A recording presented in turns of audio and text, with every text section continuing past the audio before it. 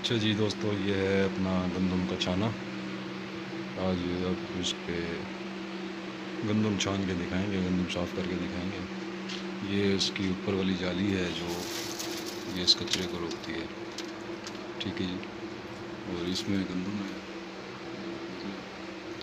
और यहाँ से इसकी चाल है, जितना खोलना है। और ये पैप में, और ये नीचे वाली है जाली। एक जाली इसकी मैंने निकाल दी, यहाँ से आप जगह देख लेंगे।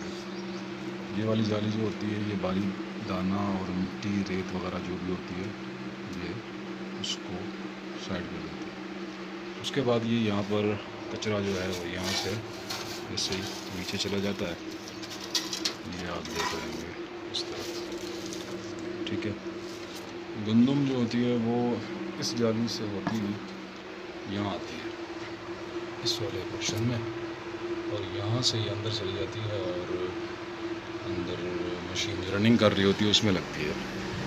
तो वो इसमें मौजूद मिट्टी के ढेले, जैसे कि ये तो ऊपर निकल गए, ये तो मोटे मोटे थे ना, तो ये तो बच गया।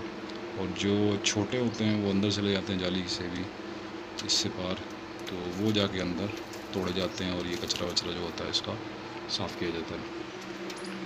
तो चलो मैं आपको दिखाता हूँ यहाँ से। अब दोस्तों ये आपको मैंने चला के दिखा दिया। अब आप देखें, ये गंदम की चाल मैंने खोली है, गंदम यहाँ से आ रही है।